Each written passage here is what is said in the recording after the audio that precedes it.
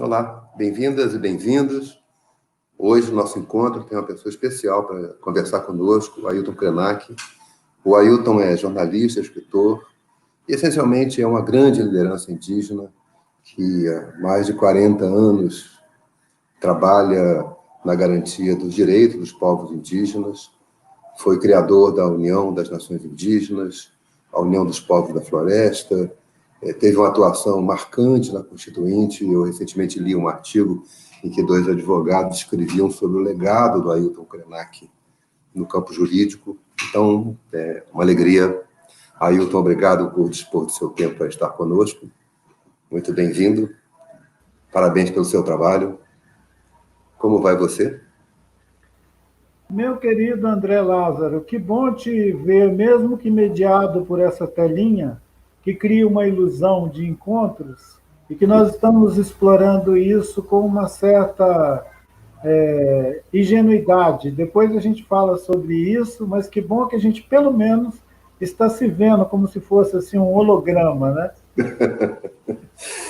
E é muito bom ouvir a sua voz viva, forte, clara, e a mensagem que ela nos traz. Vou convidar aqui o Miguel Thompson. Miguel, hoje a aula que a gente vai ter é a aula magna, né? É prêmio Nobel, né? Nossa, eu estou até emocionado aqui, feliz da vida, com o meu livrinho, né, de ponta cabeça aqui, As Ideias para Adiar o Fim do Mundo, do Ailton, e eu acho que a gente vai ter uma prosa maravilhosa, André. Então, Ailton, ideias para adiar o fim do mundo. Nós, educadores, não queremos adiar, a gente quer impedir o fim do mundo. E você tem uma perspectiva sobre o mundo que é bem distinta da nossa, porque nós, brancos, imaginamos que o mundo era um só. E você tem nos mostrado que os mundos são múltiplos. Então, eu queria começar por um ponto que eu acho que é muito importante para nós, que não somos indígenas, entender seu nome. O seu nome tem uma força que talvez a gente precise conhecer. Da onde vem Krenak? Bem, o meu primeiro nome, Ailton, ele reflete muito essa coisa da colonização dos nossos povos ameríndios, né, dos povos nativos daqui do continente. É muito interessante porque você vai encontrar um amigo meu chavante que se chama Bartolomeu, ou você vai encontrar um Yanomami com o nome de Davi, por exemplo, nosso querido Davi Copenau Yanomami, né? E esses nomes ocidentais, na maioria deles nomes cristãos, era uma maneira. Eu fico observando, acho que era uma maneira meio parecida com aquela coisa dos judeus, quando não podiam ser eles mesmos, e adotavam outras identidades nacionais para poder escapar à perseguição. Antigamente, nos cartórios, não se permitia que registrasse os nomes nativos. Então, a maior parte dos indígenas, até a década de 90, por aí afora, eram registrados com nome ocidental, né, com nome português, às vezes até com nome grego. E o meu outro nome, que é Krenak, é a etnia, é o povo Krenak. Eu estou aqui na margem do Rio Doce, na aldeia, na reserva indígena Krenak, que foi criada há 100 anos atrás para confinar os antigos botocudos que viviam nessas florestas aqui. Eu acho que eles já estavam pensando em tirar a floresta e aproveitaram para antecipar tirando os índios. E nós fomos passando ao longo desse tempo todo, conferindo o sentido desse etinômio, né? Krenak. Kren é cabeça e Nak é terra. Então seria assim, cabeça na terra ou cabeça de terra, que cria um vínculo muito forte do pensamento dessas pessoas, dessa origem, com a terra no vasto sentido da palavra, não a terra um sítio, mas a terra é esse organismo vivo que nós habitamos, né? Ailton, você, na Constituinte, como eu comentei, você teve uma intervenção muito forte, né? Como eu observei, encontrei artigos comentando o seu papel, inclusive, na formação dos direitos indígenas. E nessa intervenção, que eu recomendo às pessoas que vejam, está no YouTube, né? É só digitar Krenak na Constituinte e temos acesso a esse vídeo. Você faz uma fala muito forte que diz que há um processo de agressão contra os povos indígenas, e aí são suas palavras. Essa agressão visa atingir, na essência, a nossa fé, nossa confiança de que ainda existe dignidade, de que ainda é possível construir uma sociedade que sabe respeitar os mais fracos, que não tem dinheiro para para enfrentar uma campanha de difamação, como que se faz contra os povos indígenas. E você conclui dizendo: o povo indígena tem regado com sangue cada hectare dos 8 milhões de quilômetros quadrados do Brasil. Como anda a sua confiança, a sua fé e a sua esperança nessa possibilidade de um mundo comum? Eu refletia naquela ocasião um contexto de disputa muito acirrada no Brasil, onde nós estávamos elaborando o capítulo dos índios na Constituição brasileira. Na nossa Constituição, para a maioria das pessoas que não tem costume de ficar observando esses contratos sociais, na nossa Constituição diz que o Estado brasileiro deve respeitar a integridade dessas populações tribais, né, dos povos originários, e promover as condições para que esses povos possam seguir sua vida. E foi um debate muito, muito violento naquela época, que chegou a mobilizar campanhas dentro do Brasil e fora do Brasil, muito parecida com esse contexto que nós vivemos hoje, de violência verbal e de acusações sobre os povos indígenas atrapalhar o progresso, uma ideia assim. Então, eu me insurgi contra essa narrativa extremamente violenta e negacionista e procurei afirmar a pluralidade de povos que, por suas origens, acreditam mesmo na vida, são imbatíveis nessa esperança, porque estão sempre sobrevivendo a ataques com uma disposição de viver no sentido amplo da palavra. E foi um choque, àquela época, assistir tanta violência que já expressava esse racismo incontido, mas que as pessoas despistavam esse racismo, mas é uma coisa genocida, né? O racismo ele tem uma característica de negar o outro, e isso me deixou muito marcado naquele episódio da Constituinte de 88. Eu continuo acreditando que nós temos que superar o racismo, e ele é a base, esse racismo estrutural, no caso brasileiro, ele é a base de uma grande parte das injustiças sociais que nós reclamamos, mas não sabemos desmontar, né? Miguel, você acha que a gente tem conseguido, no trabalho como professores, como educadores, como formadores, dar a esse combate ao racismo o lugar que ele precisa ter na nossa sociedade e na nossa educação? Eu penso que a gente tem avançado e, às vezes, retroage, né? Há avanços e retrocessos no nosso projeto de um mundo mais diverso, né? E há uma grande preocupação nesse momento, porque esses temas são temas que são objetos da escola sem partido, por exemplo, que não quer que a gente discuta coisa que não seja do mundo ocidental, daquela estrutura tradicional, e a gente vai precisar discutir sempre essas questões. E por outro lado, a sociedade está pressionando, uma parte da sociedade, a gente está discutindo muito a questão do negro, a questão do índio, a questão ambiental. Então, eu sinto que a escola também, embora às vezes resista de uma maneira mais tradicional, a sua estrutura escolar, não os professores em si, mas a estrutura resista a esse tipo de discussão. Eu acho que a própria sociedade está pressionando. E nesse momento que a gente está vivendo uma visão ultraconservadora, até de extrema-direita da sociedade, também o outro lado está se movimentando. Então, essa dialética vai exigir com que esse diálogo com esses extremos, a gente até quer dialogar, né? Vai exigir com que a escola repense seu processo. A gente avançou bastante nos parâmetros, a BNCC é um pouco mais tímida nessa discussão, mas eu acredito sinceramente que a escola vai aprofundar esse tema porque a sociedade está pressionando.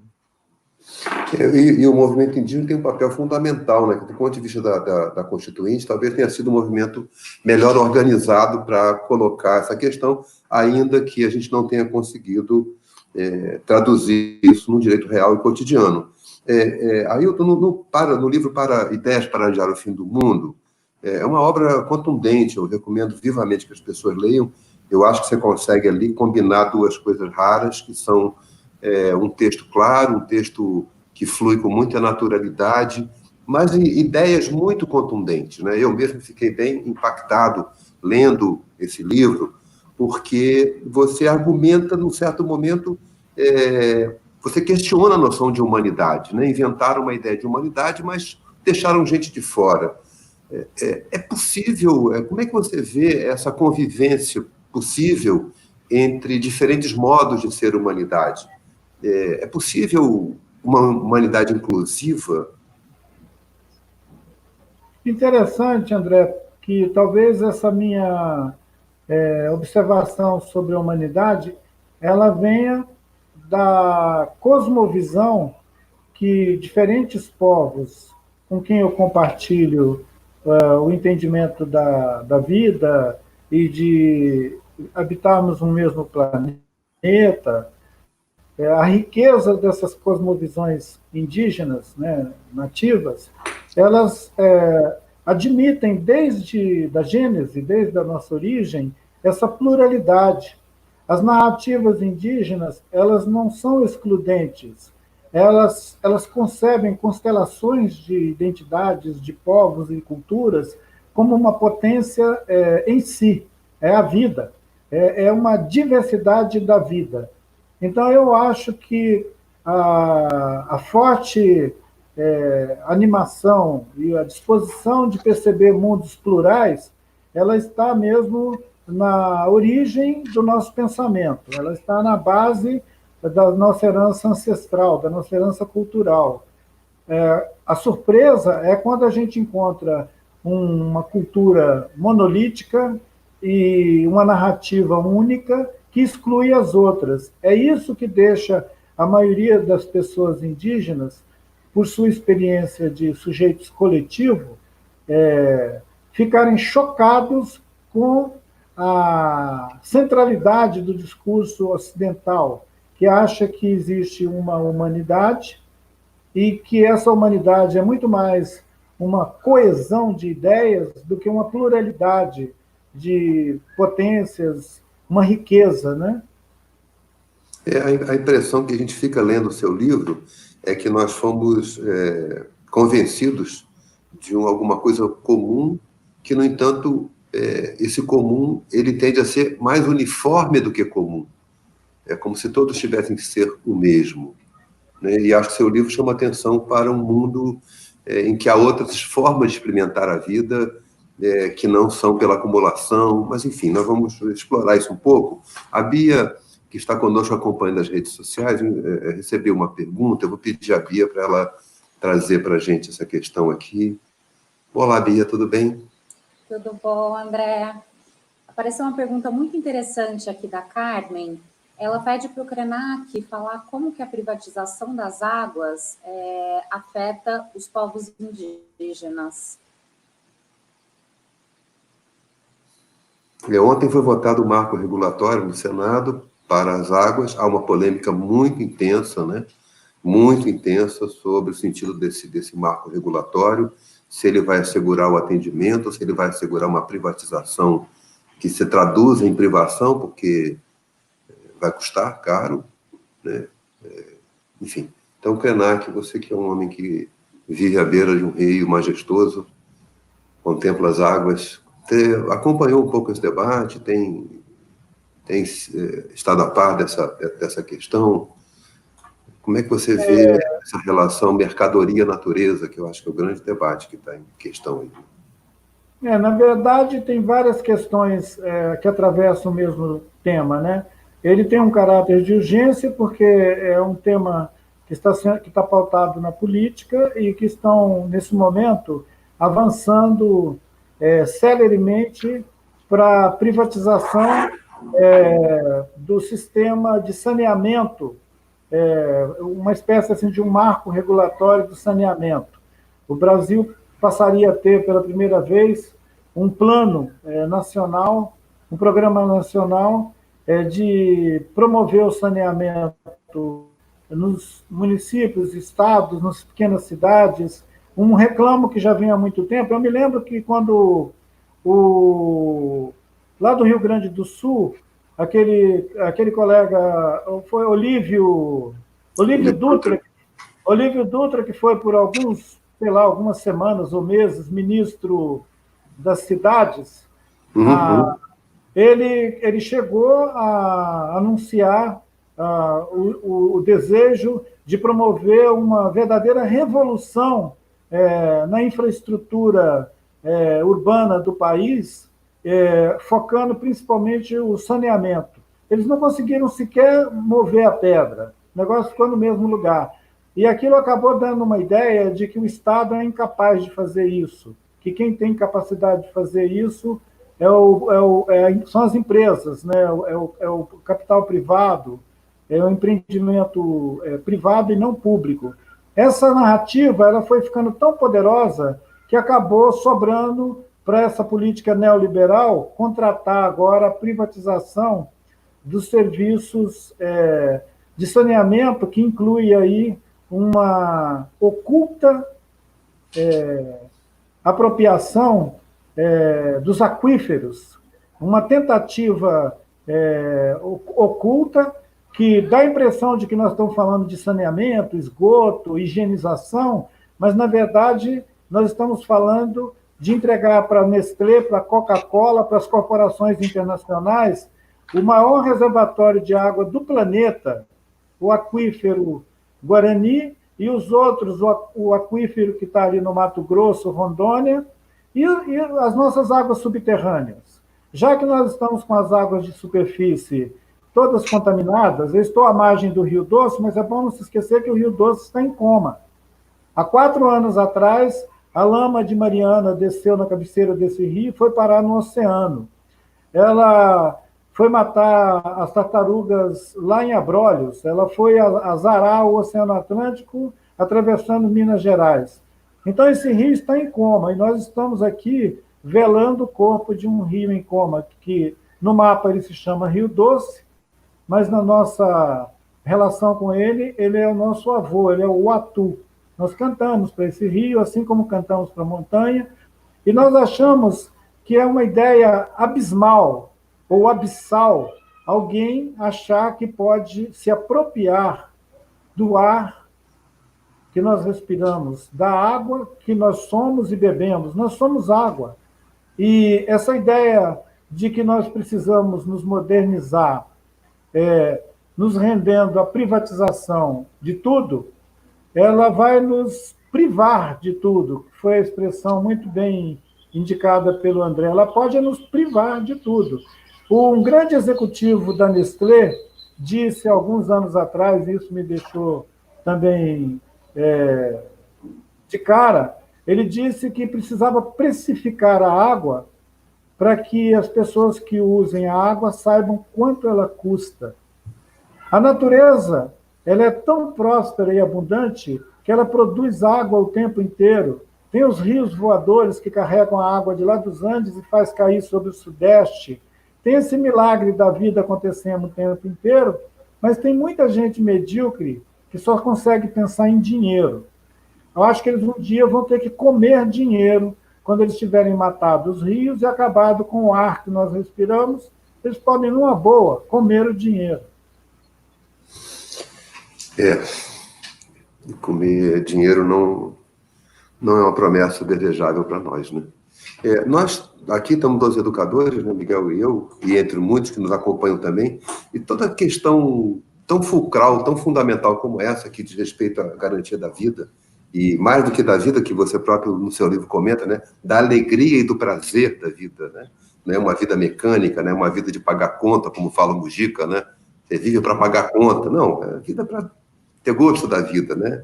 Eu vou voltar a isso porque eu acho que tem uma expressão muito linda no seu livro sobre o prazer da vida. Mas, como educadores, eu acho que Miguel e eu ficamos sempre muito inquietos. Miguel, como é que você acha que a questão... como é que a gente pode ter essa precarização do sentimento do que é comum, né? Essa ideia da água privatizada, eu sei que o saneamento tem graves problemas a ser enfrentados, mas a ideia da água, e por uma ironia ou não ironia, ou por coincidência, né, o relator do projeto no Senado é o maior representante da Coca-Cola no Brasil. Então, as coisas começam a se cruzar de uma maneira que você fica preocupado, né? A questão ambiental tem o destaque que a gente precisa quando a gente fala em formação de professores, quando a gente vai para a sala de aula. A gente consegue, Miguel? Bom, eu acho que quem vai comer o dinheiro vai ser esses gafanhotos aí que estão chegando aí e vão comer todos os papéis, né? Então, para gafanhoto talvez sirva, mas não serve para a gente. E eu tenho uma preocupação muito grande. Eu sempre falo aqui, eu sempre tenho que trazer um pouco para a BNCC, que é, junto com o PNE, um evento muito importante político nosso, né? E independente de se apoiar ou não uma orientação curricular geral, a gente tem a BNCC. E a BNCC, ela fala de formação integral, né? E eu penso que ela avançou muito nessa ideia de formação integral, mas eu acho que falta uma parte ambiental, falta uma discussão ambiental na BNCC, que eu acho que nos parâmetros curriculares nacionais de muitos anos atrás, a maioria dos professores não sabe porque é tudo novinho, tinha lá uns parâmetros que discutiam um tema transversal relacionado com o ambiente, tinha um currículo de culturas indígenas proposto. Eu acho que a BNCC vai ter que avançar nisso, né? E eu acho que a gente abandonou a discussão ambiental, porque nos anos 80, com a chegada do Gabeira, os meninos, os políticos que estavam exilados, os agentes sociais, eles vieram com essa discussão, né? O Raoni com o Sting. Então, a gente teve um avanço e agora parou, teve um retrocesso. E a questão ambiental vai ser a grande questão dos próximos anos. A gente está vendo a força dessa jovem Greta Thunberg, o que ela está fazendo na Europa. Então, eu sinto que na educação, numa próxima revisão da BNCC, a questão ambiental e a questão social vão ter que ser uma questão, a questão cultural vão ter que ganhar maior proeminência. A gente avançou, retrocedeu, mas acho que vai avançar de novo. Teve um episódio esses dias, agora, semana passada, que eu lembrei muito dos comentários do Ailton. O milionário americano Elon Musk anunciou que pretende ocupar o planeta Marte e, em 2050, ter em torno de 1 milhão de pessoas vivendo lá. Deixando de lado o debate técnico, quer dizer, se isso é viável ou não é viável, eu estou mais preocupado com o desejo, né? Há um ditado sério que diz: cuidado com o que você pede a Deus que ele pode te dar. Então, ou aos deuses que eles podem te dar. Então, há um desejo de abandonar a Terra. Ailton, será que isso tem a ver com essa visão de que a humanidade não é da Terra, que ela é autônoma? Isso pode ter relação com essa distopia que nós avançamos gradualmente em direção a outras, digamos, galáxias. O desprezo por esse organismo maravilhoso que é a Terra. Ao mesmo tempo que alguns cientistas e pesquisadores foram subsidiar essa ideia de uma plataforma em Marte, outros dissidentes daquele mesmo programa de pesquisas espaciais da NASA, como o Thomas Lovejoy, né? Uhum. Ele e a equipe dele que saíram da NASA, porque não quiseram entrar nessa onda de fugir do planeta, eles se interessaram por conhecer o planeta. E eles têm uma teoria que, naquela época, era chamada de hipótese de Gaia. A hipótese de Gaia avançou no conhecimento sobre a Terra, entendendo que a Terra é um organismo vivo, não como uma poética, mas vivo no sentido da vida mesmo, ele produz vida. O planeta, esse organismo que a gente chama de o planeta Terra, ele é uma fantástica produção de vida no cosmos. Ele está relacionado com as galáxias, ele tem características próprias, ele tem humor, ele tem inteligência, e talvez essas pessoas que queiram antecipar uma saída daqui já tenham se divorciado desse organismo vivo e já estão vivendo mesmo a experiência radical da invenção de uma vida artificial, porque não são capazes de se afetar com a vida. E eles são mesmo a afirmação da necropolítica. E nós estamos vivendo um evento que alguns pensadores consideram que é a era do necrocapitalismo. É quando o capitalismo radicalizou tanto os seus termos que ele não precisa mais da natureza. Ele pode continuar criando funções e mantendo as pessoas, o tanto de pessoas que acharem interessante se movendo por aí, como consumidores, como clientes, mas não como cidadãos, não como seres inteligentes que interagem aqui nesse maravilhoso planeta para cuidar da vida, né? Mas é para extrair vida daqui. Nesse sentido, a Terra seria só uma plataforma para esses camaradas que querem botar colônias fora daqui. Isso reflete mesmo o desprezo que tem pela Terra. Nós estamos devastando o planeta. As mudanças climáticas mostram que nós estamos em vias de torrar. Talvez esse cara não consiga chegar ao projeto dele em 2050, porque até lá a gente já torrou o planeta e a gente já tenha sido extinto. É muita arrogância. Esse sujeito e os colegas dele deviam ter um pouco de humildade. Eles deveriam ler o poema do Carlos Drummond de Andrade, O Homem e as Suas Viagens. Que vai para longe de si mesmo e não se encontra nunca. Já foi.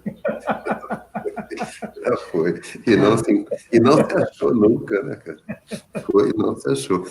A Bia, que é essa leitora atenta, diz que tem uma pergunta para a gente. Eu vou chamar a Bia. Por favor, Bia. É um privilégio nosso poder conversar com o autor que a gente admira, né? Não é? Eu sempre trago as perguntas de quem está nos assistindo, mas eu não podia perder hoje a oportunidade de fazer a minha pergunta também para o Krenak. E essa conversa que vocês estão tendo agora me lembrou um episódio curioso, vou contar uma história muito rápida. No começo do ano, os meus sobrinhos, são pequenos, estavam brincando na casa da minha mãe, e aí o mais velho escreveu uma placa e colou na porta do quarto, escrito proibida a entrada de animais.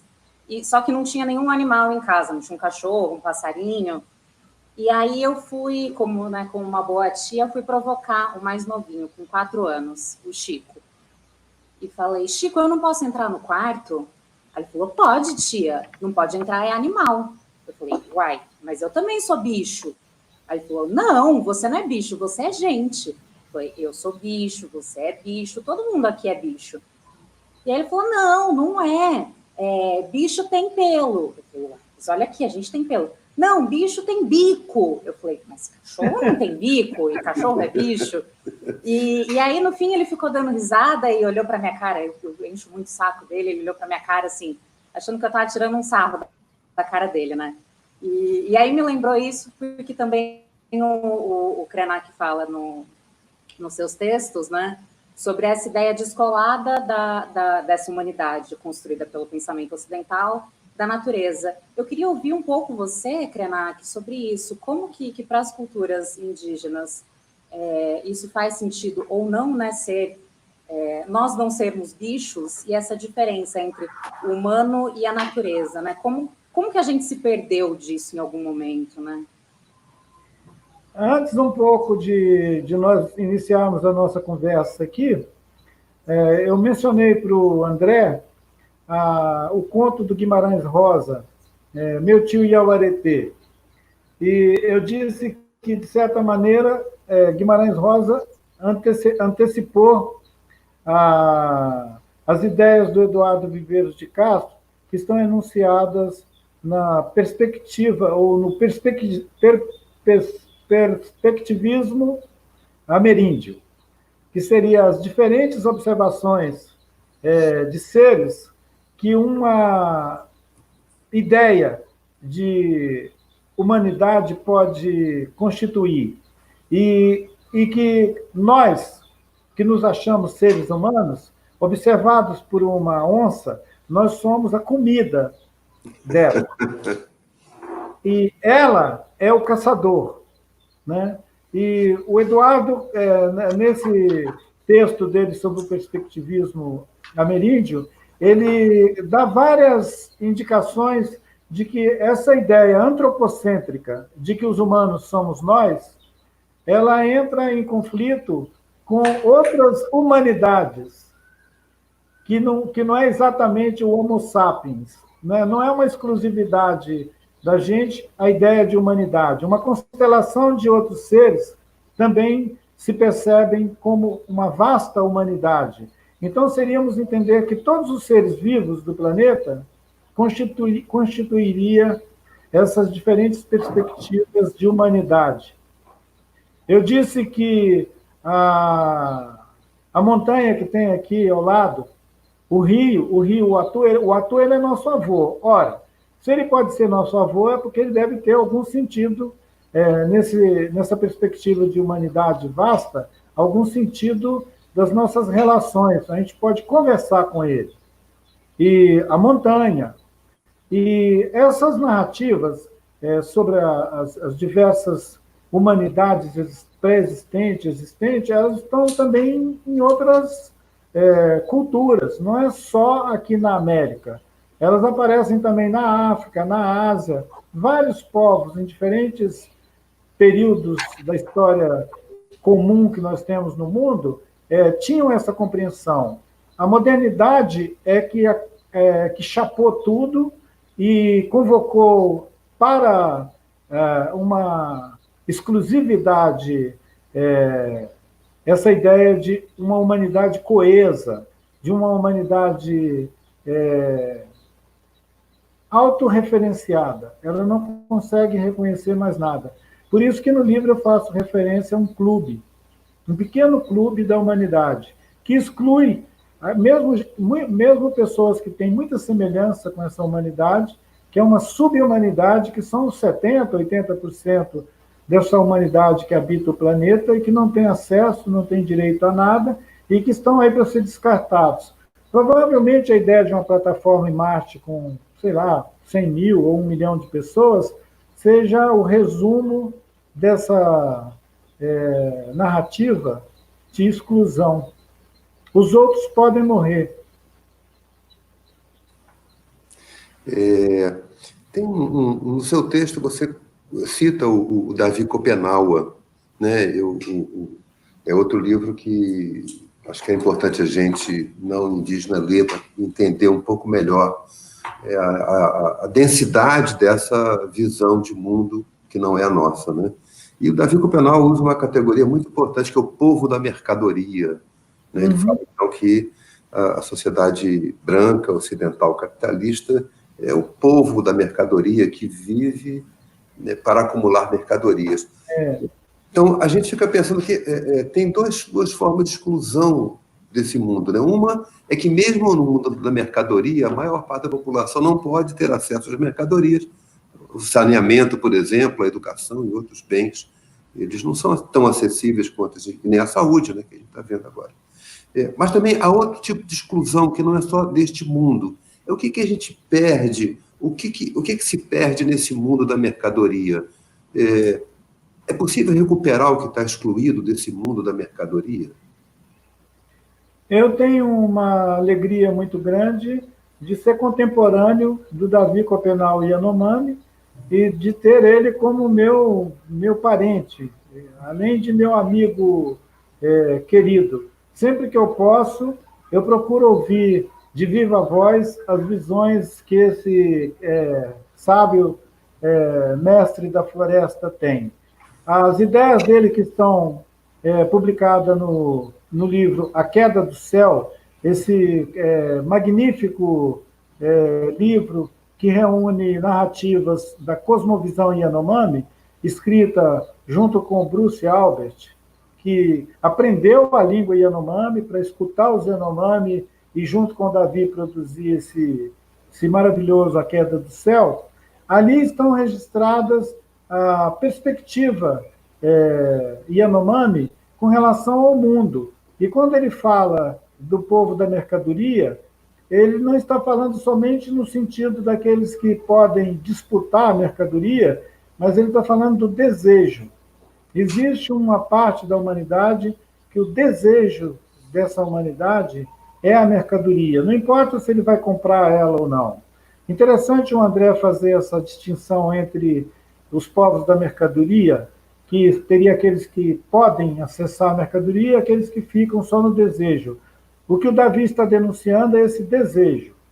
Assim como nós discutimos a questão que a Carmen colocou aqui no começo da conversa, que ficou ainda faltando uma observação, quando ela diz o que significa para os povos indígenas a privatização das águas, essa ideia que ela evoca é muito, muito relacionada com esse desejo, né?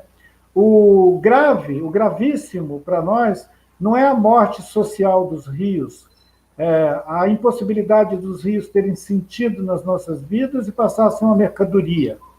É o desejo de uma civilização que acha que pode ser dona de alguma coisa, dona da água, dona do ar, dona da floresta, e até a ideia da propriedade da terra, por exemplo, é uma ideia bem escandalosa para o pensamento Yanomami, assim como o pensamento Guarani, Krenak. Nós não achamos que a gente possa ser dono, proprietário de nada. É por isso que nós renunciamos à mercadoria como desejo. Nós não temos o desejo da mercadoria e não alimentamos esse desejo da mercadoria porque a consumação dele é aceitar a ideia de que o humano pode ser dono de alguma coisa. Tem aquela carta maravilhosa do chefe Seattle, que virou o manifesto ecológico, né? Esse homem que viveu no século XIX e que, em 1856, teria respondido para o governo dos Estados Unidos a proposta de comprar a terra onde eles viviam, dizendo para ele: mas você vai ser enterrado aqui. Como você quer ser proprietário desse lugar? Agora que nós estamos vivendo uma verdadeira tragédia humanitária, com gente morrendo para todo lado no mundo, seria muito bom as pessoas pensarem donas do que nós podemos ser.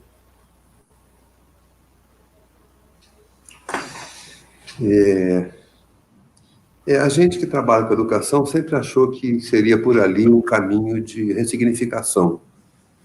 Ressignificação da vida e ressignificação das nossas práticas. Claro, a educação não pode tudo sozinha, mas eu sinto que nesse mundo em que a mercadoria cresce, em que a corrida pela mercadoria é impulsionada até pela necessidade de sobrevivência, porque cada vez retiram mais condições de sobrevivência das populações mais pobres, se torna a corrida mais intensa, mas na educação a gente tenta ressignificar essas práticas. Então, eu queria conversar com o Miguel sobre como é que você, Miguel, como professor de biologia, como um autor de livro didático na área de ciências, como você vê a possibilidade de a própria ciência nos dar instrumentos que reconstruam o significado do cotidiano, porque o cotidiano está muito esvaziado de sentido, né? Eu vou voltar numa frase do Mujica, que eu gosto muito, porque quando você assiste o Mujica falando, ele volta e meia volta nessas, falando com os juventude, volta nesse ponto, né? Vocês estão pensando o quê? Que a vida é para pagar a conta? Se eu passar a vida inteira correndo para pagar a conta? E a alegria da vida? E o sentido da vida? Então, essa ressignificação, você acha que a educação será capaz de produzir o impacto de uma ressignificação para a vida cotidiana? Bom, eu penso que a escola é filha da ciência, do iluminismo, né? E a ciência, a gente está vendo que ela é muito importante e nesse momento de um irracionalismo. Por outro lado, a gente também tem que ser crítico em relação à ciência, né? Porque a ciência trouxe a técnica. A escola de Frankfurt, que diz que tudo virou técnica, né? E eu tenho discutido muito isso nesse aspecto. A gente tem que pensar a ciência de uma maneira muito crítica. A gente não pode... Há muitos outros saberes que não só... A gente está vendo o Ailton Krenak, há muitos outros saberes que a escola isolou, né? Então, a gente tem dois aspectos. A ciência é importante, mas a ciência também tem que ser criticada. E a escola, ela é filha dessa ciência, e é uma crítica que eu tenho feito a todo um modelo, a ciência mais tradicional é muito focada na métrica. Então, tudo é medido. Então, o aluno é medido pelo Enem, a escola é medida pelo Enem, é tudo medida. E são essas medidas que perdem tantos aspectos da subjetividade que muitas vezes podem levar a gente para um lugar ruim. Então, eu penso que a gente tem que relativizar, a gente tem que trazer a ciência, evidentemente, a gente tem que entender que existem outros conhecimentos, que as métricas são importantes, mas há um tipo de conhecimento qualitativo que a escola tem que trazer, e que as culturas tradicionais, elas podem nos ajudar muito. Então, para ficar claro, há uma visão cientificista, né, cientificista do mundo, isso é muito bom que a ciência trouxe, mas ela também trouxe um abismo. Tem gente que consome ciência e tem gente que não consome ciência. As famílias pobres não acessam a tecnologia, às vezes a criança morre de uma diarreia e às vezes uma pessoa que tem muitas posses consegue se safar de uma doença gravíssima porque acessou a tecnologia. Então, eu estou vendo aqui a Drica Guzzi, que é uma amiga maravilhosa, que vive falando da distribuição. A gente tem que distribuir a ciência, mas também tem que distribuir os conhecimentos tradicionais dos povos da floresta, de todos os outros povos, para que a gente consiga formar um ser humano integral. A escola tem que se abrir para outras culturas e tem que relativizar e criticar o conhecimento científico também. Quando eu leio e ouço o Ailton falando, é como se, para mim, se abrisse um novo continente a ser explorado. E esse continente, ele é guiado, ele está desenhado a partir de uma ideia de sentido da vida. Então, eu queria pedir para o Ailton comentar com a gente um argumento que é muito interessante do seu livro, que você dialoga com o Boaventura Souza Santos, que você fala que o nosso mundo é um mundo especialista em criar ausências. Né? Uhum. E que, no entanto, nunca houve tantos objetos, tantas presenças reais e virtuais, né? Para quem pode pagar por elas. Então, essas ausências no seu livro, você fala de uma coisa que me toca muito, que é uma simplicidade da vida cotidiana. Que ausências são essas que tanto fazem para que o sentido da vida se recupere com mais simplicidade? Eu vou dar um exemplo recorrente que qualquer pessoa pode entender. Quando eu falo de que nós fomos nos constituindo numa humanidade especializada em criar ausências. Eu estou aqui à margem de um rio que, no mapa, vocês podem olhar, ele sai da região central de Minas Gerais e vai em direção ao Espírito Santo. É uma extensão de 600 quilômetros de bacia hidrográfica. Ele está suspenso a possibilidade de tomar banho, de beber água, de pescar. Ele não tem peixe. Toda a ictiofauna foi extinta. E a floresta que havia aqui, e que esse rio corria dentro daquela floresta, criando uma paisagem de jardim maravilhoso, ela foi retirada daqui nos últimos 80 anos. A vida aqui nesse lugar se tornou menos bonita, menos rica, e é isso que eu chamo de nos especializar em criar ausência. Ausência do sentido de viver em qualquer lugar. Se a gente acabar com a floresta amazônica, nós vamos também criar mais uma ausência, a ausência de mundos, de significado. A Mata Atlântica foi quase toda devastada. A gente tem 13% da cobertura original da Mata Atlântica. Quer dizer que a gente provocou a ausência de uns 70%, 80% dela. significa que é vida, é biodiversidade que a gente acabou. Então, nós estamos, sim, nos especializando em criar ausência de sentido de estar vivo. É por isso, talvez, que esse sujeito anda pensando em fazer uma plataforma em Marte. Ele ficou desiludido da vida aqui na Terra e está tentando inventar algum outro lugar para ele viver. Isso é uma distopia, é uma tristeza constatar que, se você espremer essa humanidade, sobra muito pouco. E não é que eu esteja desprezando aqui o debate das desigualdades, da riqueza, da pobreza, de quem tem acesso e quem não tem. Mas eu acho que quando o Mojica ele fala do sentido da vida, da alegria de estar vivo, ele está falando a mesma coisa, nós estamos falando da mesma coisa. A vida é tão maravilhosa que a gente não precisaria inventar nenhuma mercadoria para dar sentido para ela. Eu entendi o reclamo de que tem gente que não consegue ter mercadoria. Ora, ainda bem que não. Eu conheço povos que vivem isolados dentro da floresta e que não tem sequer um item disso que a gente chama de mercadoria, que chapa o planeta de lixo e porcaria inútil. O que a técnica mais fez nos últimos, talvez, 2000 anos, ou 1000 anos, seja chapar o mundo de mercadoria.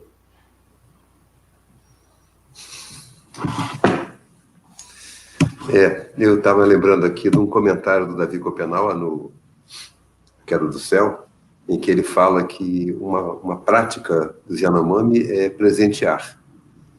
O que você ganha, se alguém lhe pede, você presenteia, né? E as coisas vão passando de mão em mão. Então ele comenta que em pouco mais de um mês, um facão ganho num ponto do Brasil, ele aparece no norte da Venezuela, porque foi doado de grupo em grupo, de grupo em grupo, com a única condição de quem recebe falar bem de quem cedeu. Então, em troca da mercadoria, você tem uma distinção social, né? Um reconhecimento social. Isso é muito bonito porque torna a vida comunitária mais importante que os objetos, né? As trocas mais importantes que o objeto, que é trocado. O objeto é só um meio de reafirmar a amizade, né? E as relações. É muito rica essa questão da vida. Na verdade, para a gente evitar induzir as crianças, principalmente, a um entendimento equívoco da ideia da mercadoria, esse facão, o que transita ali não é o facão mercadoria. O que se move ali é o significado, né? E talvez alguém que conheça um pouco sobre a crítica e tal, vai entender que eu esteja falando de alguma coisa muito diferente, quando eu digo que é o significado. Tem uma história que o Orlando Vilas Boas até botou no livrinho dele também, muito interessante, que conta o episódio da visita de um jornalista, não sei se foi o próprio Adolfo Bloch ou alguém da revista Manchete, que foi com ele ao Xingu, no Guarupi, e visitaram os anciãos, né, os sábios de lá daquela comunidade, e na despedida, emocionado, o repórter, o visitante, jornalista, pegou um sabonete que tinha sobrado entre os itens que ele levou na viagem e se dispôs a dar aquele sabonete de presente na despedida. Mas como ele viu que tinha 2 pessoas que ele gostaria de presentear, ele quebrou o sabonete e deu um pedaço para cada um. O anfitrião daquela aldeia, entendendo o gesto daquele visitante, e que estava ali também com presentes para dar, ele tinha um arco e uma flecha para dar para os visitantes. Ele pegou a flecha, quebrou e deu um pedaço para cada um. Essa parábola é sobre o equívoco. O que está em questão ali não é a mercadoria, é o significado. Para a gente não induzir uma criança a achar que o que está veiculando entre aquelas pessoas é um objeto mercadoria. São afetos que estão circulando ali. A coisa de quebrar a flecha no meio foi uma denúncia daquele gesto mesquinho de um camarada que quebrou o sabonete para dar um pedaço para cada um. Porque se aquele gesto fosse mesmo um gesto carregado de afeto, ele podia dar qualquer coisa, podia dar a câmera, dar a botina dele, o chapéu dele, mas ele era tão mesquinho que ele estava dando uma coisa que não tinha sentido nenhum para ele, um sabonete. E o parente que viu ele fazendo aquele gesto mesquinho resolveu dar uma aula para ele, dar uma lição para ele. Quebrou a flecha. O que vale uma flecha quebrada em 2 pedaços? Só uma lição, né? Só vale como lição, né? Então, são os haikai que os índios fazem para ver se os brancos entendem. Miguel, será que a gente entendeu essa, Miguel? Você está sem som, Miguel, você está sem som. Estou vendo aqui. A gente está falando de distribuição, né? E tem muitas coisas que a gente está... Eu estou aqui pensando aqui, Ailton, minha cabeça está assim... Então, algumas questões que eu levantei aqui sobre a ciência e a técnica, né? A Gabriela Dias perguntou como é que a gente pode, de alguma forma, criticar a ciência sem ser negacionista, né? Tem um epistemólogo chamado Paul Feyerabend. O Paul Feyerabend, ele tem um livro que se chama Contra o Método. Ele é um físico maravilhoso, falecido, e ele discute a questão das muitas culturas, que a ciência é só mais um tipo de cultura, né? E eu sempre tento encontrar, nas proposições que acontecem no cotidiano, elementos que a gente pode ajudar, mesmo quando eu não gosto. Quando veio a reforma do ensino médio, e a ideia do notório saber, eu fiquei muito bravo na época. Eu falei, como que um notório saber, alguém que não é professor vai dar aula? E eu vendo o Ailton Krenak, que é um estudioso, que é formado e tal, mas quantos saberes que existem na sociedade que a escola poderia abrigar, que, junto com a ciência, poderia contribuir muito para uma formação integral. Então, a ideia, quando a gente critica a ciência, eu, por exemplo, sou biólogo, cientista, é como eu estou criticando um irmão, né? Eu estou falando, ninguém mais pode criticar, mas eu posso, né? Não no sentido de, eu sou um sabido. A gente, porque gosta, a gente quer ajudar. Então, quando a gente faz uma análise da ciência, é para tentar tirar esse elemento da racionalidade técnica que oprime o ser humano. A ciência e o saber é para nos libertar, né?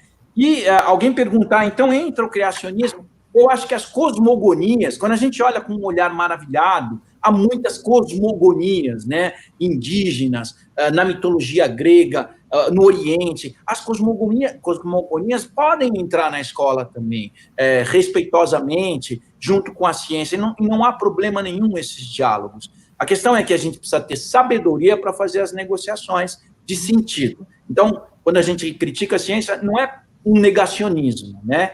E a Drica tem uma pergunta sobre a questão da sustentabilidade, que aí eu vou passar para o André, se der tempo, passar para o Ailton, tá, André? Tá. E o Ailton, sobre essa criação dos conceitos, né? A criação do conceito de humanidade, sustentabilidade, conceito de natureza.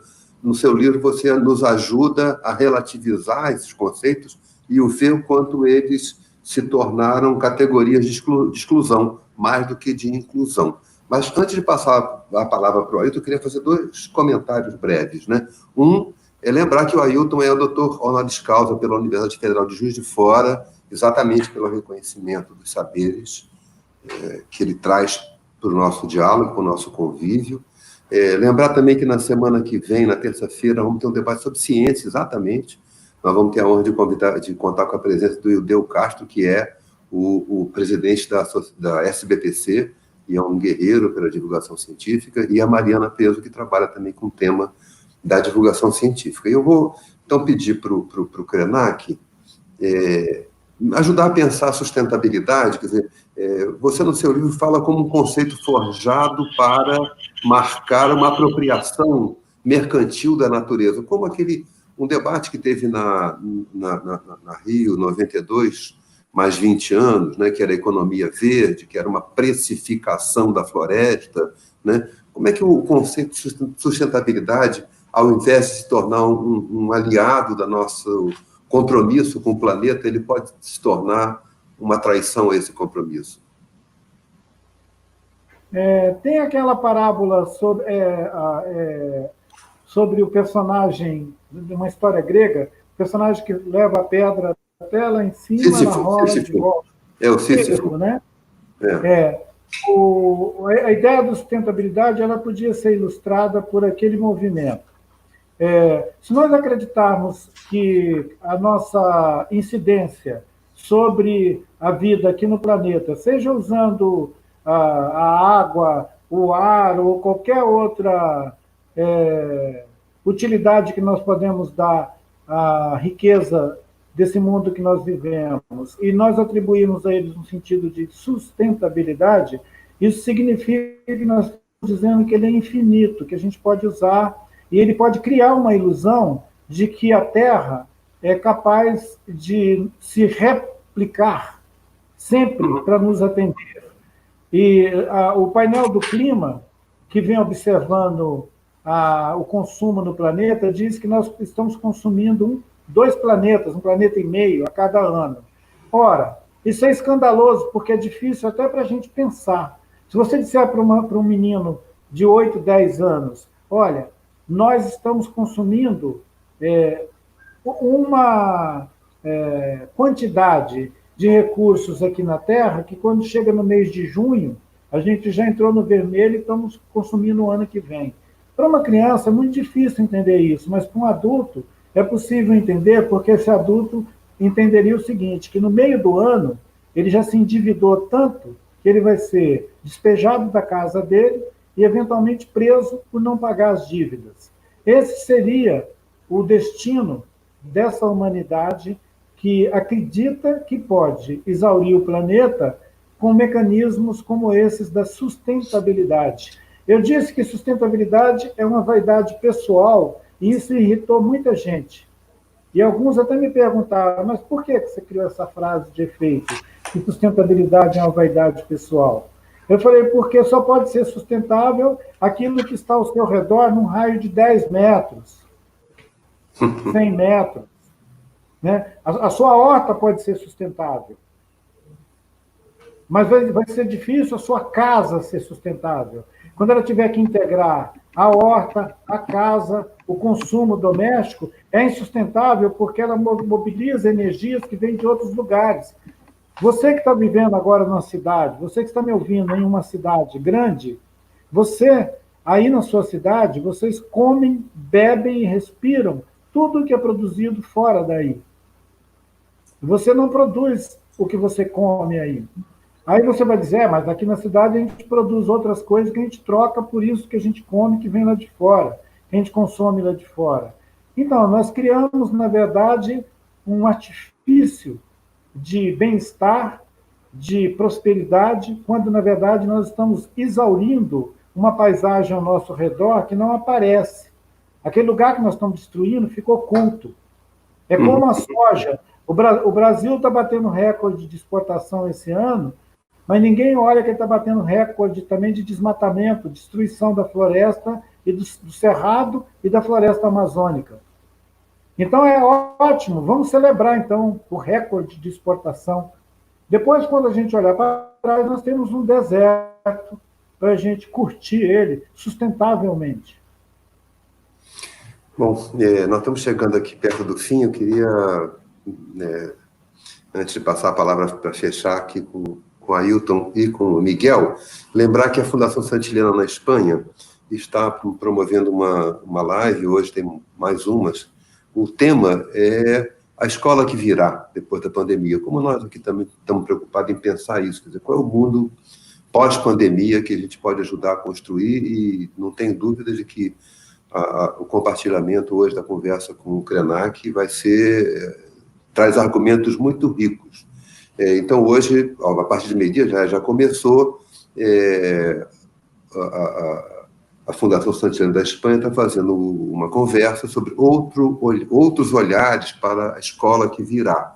Então, a gente está hoje com o Ailton, né, exatamente com outros olhares sobre a escola que virá e que precisa vir.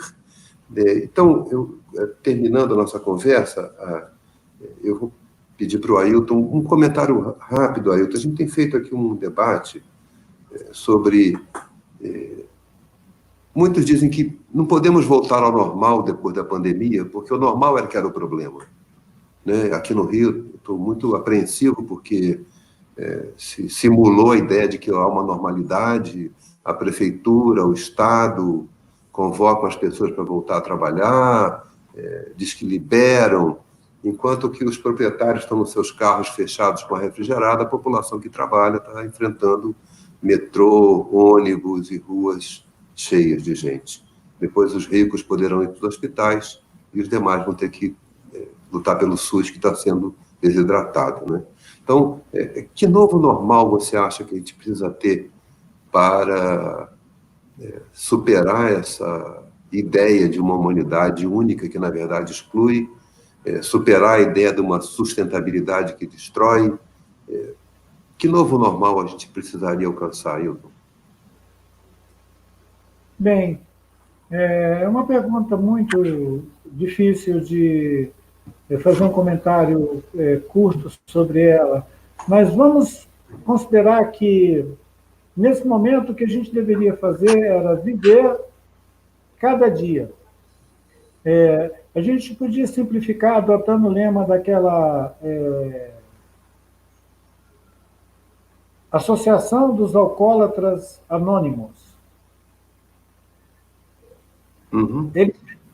Quando um sujeito aparece a primeira vez na reunião, eles dizem para ele: vamos viver um dia de cada vez. Quando nós queremos saber como vai ser a educação do futuro, nós já estamos sendo negacionistas, de alguma maneira. Nós estamos negando o dia de hoje e estamos querendo saber como é que é o dia de amanhã. Tem um texto meu circulando por aí que chama O Amanhã Não Está à Venda. O que eu estou querendo dizer com isso é que nós deveríamos ser capazes de viver o dia de hoje da maneira mais verdadeira possível, da maneira mais intensa, mais cheia de sentido para nós e quem está ao nosso redor.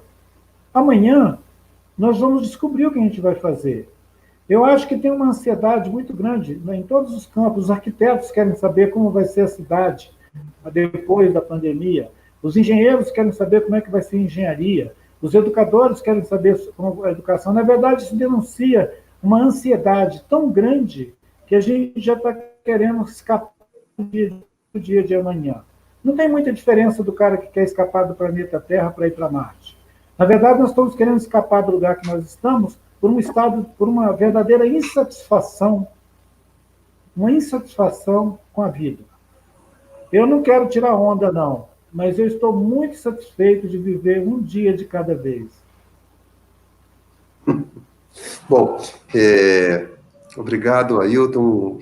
Miguel, amigo, acho que tivemos hoje um bom encontro, rico. Né? Algum comentário, Miguel? Eu sempre gosto de ouvir nessa conversa aqui. Eu acho que eu só posso agradecer essa conversa, eu estou feliz da vida, e a gente aprende com os saberes que a gente não estandartiza, há um conjunto de saberes e tem muitos outros, o Ailton trouxe uma parcela, e se a gente olhar com generosidade o cotidiano, né, como ele falou, se a gente olhar com generosidade a produção de diferentes culturas, a gente vai ser mais feliz. E hoje eu estou mais feliz. Estou aqui com o Paulinho, né, que eu sempre trago. Agradeço, André, agradeço, Ailton, e a gente tem que continuar. No teu livro, Ailton, você fala muito do sonho, né? Acho que a gente tem que continuar sonhando, porque é o nosso caminho. Apesar dessa noite escura, a gente sonha e vai fazer uma nação melhor, né, André? Obrigado, Ailton. Obrigado, Ailton. Eu queria terminar fazendo duas homenagens. Uma, nós tivemos aqui, Ailton, com a Nilma Lino Gomes, que fez um livro sensacional, chamado Movimento Negro Educador, que mostra como o movimento negro educou a sociedade brasileira. E acho que você, como uma liderança do movimento indígena, você educou, ou pelo menos se esforçou para educar a sociedade brasileira numa visão mais generosa da vida e do futuro. Então, eu queria, na sua pessoa, agradecer ao movimento indígena brasileiro, porque eu acho que trouxe contribuições muito importantes, e a principal delas é resistir e continuar. Né? E, nesse sentido, eu queria homenagear dois personagens que são muito esquecidos na luta brasileira. Um é o Mário Juruna, o primeiro indígena deputado federal, que foi muito ridicularizado pela imprensa, e o Joruna fazia uma coisa extraordinária, ele andava com um gravador para gravar branco, porque ele achava que palavra usada é palavra verdadeira. E ele descobriu que os brancos não tinham a palavra verdadeira. Então ele gravava e depois os fazia ouvir o que tinham prometido e não cumpriram. E homenagear também a Joênia Wapichana, que é hoje uma deputada federal e que está nessa mesma luta. Então, que a representação indígena seja mais expressiva e traga mais riqueza para a gente. Ailton, muito obrigado. É uma honra ter você conosco. Obrigado, Miguel. Obrigado, Bia. Obrigado quem nos acompanhou. Obrigado, Elton, da técnica. Valeu, deu tudo certo. Obrigado. Bom dia, né?